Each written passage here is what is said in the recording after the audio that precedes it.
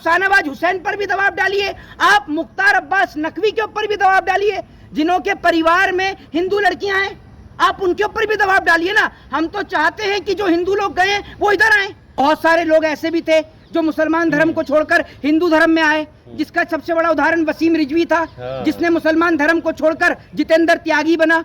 आप लव जिहाद का मुद्दा उठाते हैं, उसी भारतीय जनता पार्टी के अंदर शाहनवाज हुसैन नेता हैं, और उसी भारतीय जनता पार्टी के शाहनवाज हुसैन की शादी कराने का काम किसी मुसलमान ने नहीं, उनकी शादी कराने का काम किया था उमा भारती ने। पाकिस्तान तो हर जगह आ जाता है, लेकिन वो अमेरिका जो हमारे देश के 3 नागरिकों को मारा, वो आपको दिखाई नहीं दिया। भारतीय सरकार, भारतीय जनता पार्टी अकेली काफी है भारत को बर्बाद करने के लिए। अब मुसलमानों के घर पर बुलडोजर चल रहा था तो तमाम अंधभक्त खुशियां मना रहे थे। आज वही अंधभक्त नरेंद्र मोदी को उस भाषा में गाली दे रहे हैं जो भाषा मोदी जी जानते भी नहीं है। शाहनवाज हुसैन कोई हिंदू नहीं है, शाहनवाज हुसैन ने एक हिंदू लड़की से शादी करी है। एक चीज मैं आपको बताता हूँ, लोकतंत्र में और संविधान में सभी को अपना धर्म और अपना मजहब मानने की आजादी है। कोई व्यक्ति किसी भी धर्म को ज्वाइन कर सकता है, किसी भी धर्म को छोड़ सकता है। अब बहुत सारे लोग ऐसे भी थे जो मुसलमान धर्म को छोड़कर हिंदू धर्म में आए, जिसका सबसे बड़ा उदाहरण वसीम रिजवी था, जिसने मुसलमान धर्म को छोड़कर जितेंद्र त्यागी बना। उसके बाद वो एक्स मुस्लिम जो था वो मुसलमान धर्म को छोड़कर वो भी हिंदू बना। तो लोकतंत्र में सबको आजादी है, अपने धर्म अपने मजहब को मानने की आजादी है, स्वतंत्र हैं सब लोग, सभी अपने धर्म को मान सकते हैं जी, वो उनकी स्वयं की इच्छा है। लेकिन हिंदू संगठन जो है उसके ऊपर दबाव प्रेशर डाल रहा है कि वो फिर से हिंदू बन जाए। देखिए, मैं आपको एक चीज बताता हूँ। सबसे पहली बात तो ये है कि हिंदू संगठन अगर दबाव डाल रहे हैं तो हम उनकी तारीफ करते हैं, लेकिन हम ये कहते हैं कि अगर आप दबाव डाल रहे हैं तो एक दबाव डालिए शाहनवाज हुसैन की वाइफ के ऊपर। वो शाहनवाज हुसैन जिसने एक हिंदू महिला से शादी करी है। अब अगर आप शाहनवाज हुसैन के ऊपर दबाव नहीं डालते तो इसका मतलब ये है कि आप दोगले किस्म के हिंदू हो। इसका मतलब तो ये है, आप शाहनवाज हुसैन पर भी दबाव डालिए, आप मुख्तार अब्बास नकवी के ऊपर भी दबाव डालिए, जिन्हों के परिवार में हिंदू लड़कियां हैं, आप उनके ऊपर भी दबाव डालिए ना। हम तो चाहते हैं कि जो हिंदू लोग गए हैं वो इधर आए, हम तो आपसे कह ही रहे हैं, तो आप उनके ऊपर भी दबाव डालिए। उनके ऊपर क्यों नहीं डालते? आपने कभी भी शाहनवाज हुसैन के लिए बोला है? आप अक्सर लव जिहाद का मुद्दा उठाते हैं, लेकिन जिस भारतीय जनता पार्टी में रहकर आप लव जिहाद का मुद्दा उठाते हैं, उसी भारतीय जनता पार्टी के अंदर शाहनवाज हुसैन नेता हैं, और उसी भारतीय जनता पार्टी के शाहनवाज हुसैन की शादी कराने का काम किसी मुसलमान ने नहीं, उनकी शादी कराने का काम किया था उमा भारती ने। तो अगर आप वापस लेकर उनको आ रहे हैं, आप चाह रहे हैं कि वो हमारे धर्म में वापस आए, तो हमारे घर की बेटी जिसकी शादी शाहनवाज हुसैन से हुई पड़ी है, वो शाहनवाज हुसैन के घर से निकलकर वापस अपने घर आए। आप लेकर आइए उसको भी। हम तो कह रहे हैं कि अगर आप आवाज उठा रहे हैं तो सबके लिए उठाइए ना। आप ये क्यों देखते हैं? मतलब अगर गरीब तबका कोई करे तो आप उसके लिए आवाज उठाएंगे, उसके खिलाफ हो जाएंगे, उसके घर पर जाएंगे, उसके परिवार को टॉर्चर करेंगे। लेकिन वही काम अगर कोई भारतीय जनता पार्टी का नेता कर लेता है तो आपकी आवाजें बंद हो जाती हैं, आपकी आवाज नहीं निकलती। आप मुझे बताइए ऐसा क्यों? मैं तो आपसे ये नहीं कह रहा कि आप गलत करें, लेकिन मैं ये कह रहा हूँ शाहनवाज हुसैन के खिलाफ। आयुष मलिक का फैसला सही है या गलत है? देखिए, एक बात मुझे बताइए, मैं आयुष मलिक तो है नहीं, मैं तो अपने धर्म में बहुत खुश हूँ, और हर एक व्यक्ति को आजादी है अपने धर्म को मानने की। आप भी किसी भी धर्म को ज्वाइन कर सकते हैं। बहुत सारे लोगों ने, आपने देखा था कि बुद्ध धर्म को अपनाया था एक साथ।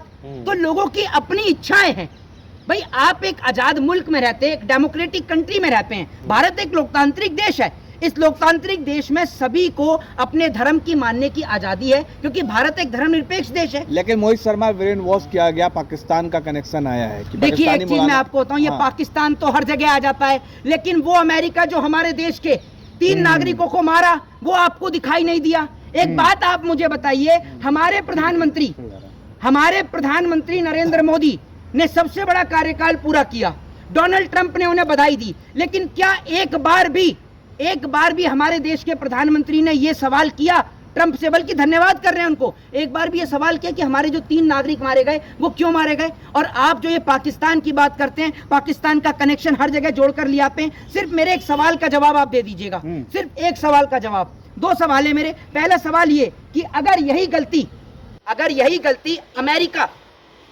जो भारत है इससे हुई होती, भारत अमेरिका के 3 नागरिकों को मार देता, तो आपको क्या लगता है अमेरिका चुप रहता?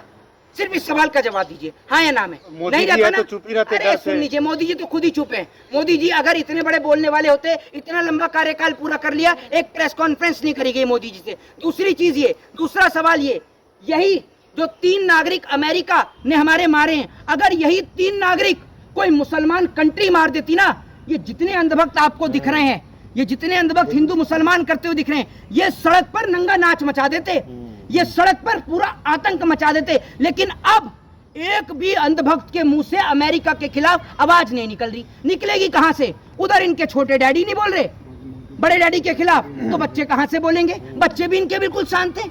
आदत है इन्हें गुलामी करने की भैया, और ये आज भी गुलाम है, ये आज भी गुलाम है। देश किसी एक समुदाय की वजह से आजाद नहीं हुआ। इस देश को आजाद कराने में सबका योगदान है। इस देश को आजाद कराने में ना जाने कितने भाइयों ने, कितनी माताओं बहनों ने अपने बच्चों को इस देश पर कुर्बान कर दिया। और आप इस देश को भैया, इस देश को बर्बाद करने के लिए आप क्या समझते हैं? आप तो पत्रकार हैं, पूरा देश घूमते हैं, आपको ये लगता है कि आज इस देश को बर्बाद करने के लिए चाइना, अमेरिका या पाकिस्तान की जरूरत है? तो मुझे लगता है नहीं, क्योंकि भारतीय सरकार, भारतीय जनता पार्टी अकेली काफी है भारत को बर्बाद करने के लिए। क्योंकि आज मुझे ये मोदी बताइए, जी 2014 में सरकार नहीं बनाते तो क्या देश हमारा आजाद होता?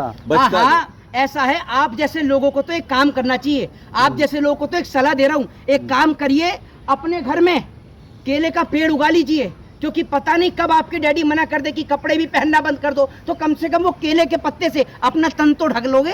क्योंकि आप तो इतने बेशरम इंसान हो कि वैसे आप पत्रकारिता करते हो, ये एक बार भी नहीं पूछते। जब सरकार मना करती है, कि सरकार कहती है कि विदेश मत जाओ, यहाँ मत जाओ, तो अपने डैडी से पूछ भी लिया करो, डैडी आप क्या करने जा रहे हो वहाँ? टॉफियां बांटने के लिए है?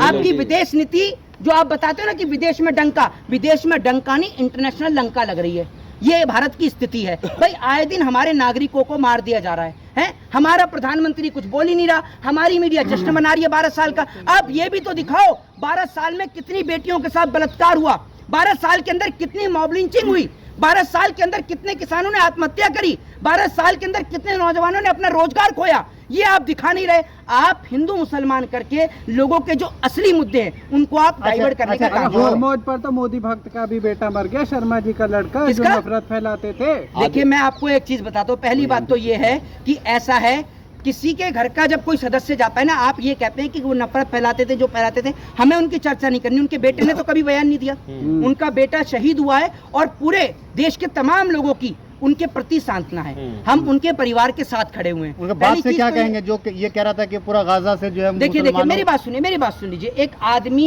को अकल जब आती है, जब ठोकर खुद को लगती है, समझ रहे हैं? इस देश के अंदर आज क्या हो रहा है? इस देश के अंदर जब एक आम आदमी का घर टूटता है तो बहुत सारे लोग खुशियां मनाते हैं। हो क्या रहा था? जब मुसलमानों के घर पर बुलडोजर चल रहा था तो तमाम अंधभक्त खुशियां मना रहे थे। आज वही अंधभक्त नरेंद्र मोदी को उस भाषा में गाली दे रहे हैं जो भाषा मोदी जी जानते भी नहीं है। ये आप समझ लीजिए। लेकिन मोहित, जिस तरीके से अच्छा मोदी भक्ति तो कर ली, मोदी भक्ति के चक्कर में इकलौता बेटा भी चला गया, तो क्या फायदा ऐसी मोदी भक्ति का? देखिए, एक चीज मैं आपको बता दूं। पहली बात तो ये है कि ये सवाल आप उनके पिताजी से पूछिएगा, वो आपको मेरे से बेहतर उसका जवाब देंगे। दूसरी चीज ये है कि ना तो हम अंधभक्त हैं, ना तो हम अंधभक्त हैं। हमें तरीके से जो है हिंदू संगठन उनका घेराव कर रहे हैं, तो आप वकील होने के नाते आयुष को बचाएंगे आप? देखिए, मैं आपको एक चीज बताता हूँ। पहली बात तो ये है, मेरी बात सुन लीजिए, सबके अपने पास अपने अपने लीगल एडवाइजर होते हैं। अगर वो एज ए एडवोकेट के नाते अगर हमें हायर करेंगे तो मैं उनका साथ दूंगा। कह रहे हैं मुल्ले लव जिहाद कर रहे हैं। देखिए, मैंने आपको क्या कहा? अगर मुसलमान, मैंने वही तो आपको बोला, पहले पॉइंट पे भी ये बोला, लास्ट पॉइंट पे भी यही बोलूंगा कि शाहनवाज हुसैन कोई हिंदू नहीं है भैया। शाहनवाज हुसैन कोई हिंदू नहीं है। शाहनवाज हुसैन ने एक हिंदू लड़की से शादी करी है भाई। आप शाहनवाज हुसैन को भी बोलो कि वो अपनी वाइफ को छोड़ेगा क्योंकि वो हिंदू धर्म की लड़की है, आप उसको भी वापसी कराइए। मुख्तार अब्बास नकवी के घर में जो लड़की है वो भी हिंदू परिवार की है। आपका हिंदू भाई चला गया मुल्लों के पास। अरे भैया, जो एक बात आप मुझे बताइए, जो भारतीय जनता पार्टी के मूल्य, ये मूल्य नहीं है, ये मुझे आप बताइए, ये हिंदू हो जाते हैं क्या? ये आप मुझे बताइए। और दूसरी बात ये है, सनातनी मूल्य हैं, सनातनी मूल्य हैं। तो आप तो खुद मुसलमान हैं, तो आप सनातनी मुसलमान हैं। ये कहाँ से सर्टिफिकेट देते हैं आप? हैं? आप मुझे एक बात बताइए, वो ईद नहीं मनाते हैं, क्या मनाते हैं? दिवाली है? दोनों मनाते हैं। मतलब आप जैसे लोग, ये इनका बस नहीं चलता।